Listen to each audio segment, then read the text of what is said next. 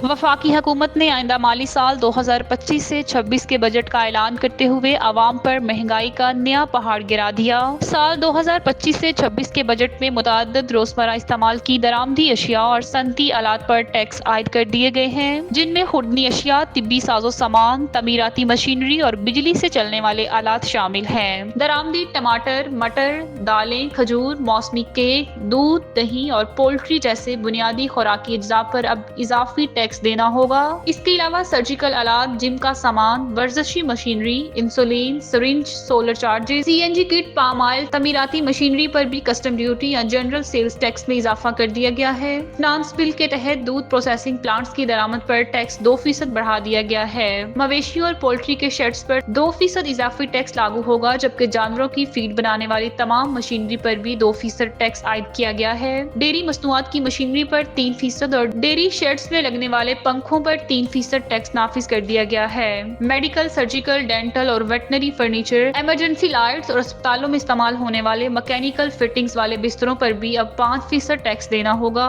इसी तरह जिम और वर्जिशी सामान पर भी 3 से 5% तक टैक्स आयद किया गया है। इलेक्ट्रिक मोटरसाइकिल और 3 पहियों वाले बरकी लोडर पर कस्टम ड्यूटी में 50% कमी कर दी है। इस रायत का दायरा इलेक्ट्रिक कारों तक भी बढ़ा दिया गया है, जिससे इस शोबे में सरमायाकारी बढ़ने की उम्मीद जाहिर की जा रही है। माहिरीन मईशत के मुताबिक ये बजट आम आदमी पर बराह रास्त असर डालेगा, खासतौर पर खुराक और तिब्बी अशिया पर टैक्सों की वजह से महंगाई में नुमाया इजाफा होगा। दूसरी तरफ हुकूमत का मौक़िफ़ है कि इक़दामात मौशी इस्तेहकाम और मुकामी सनत को फ़रोग़ देने के लिए ज़रूरी है।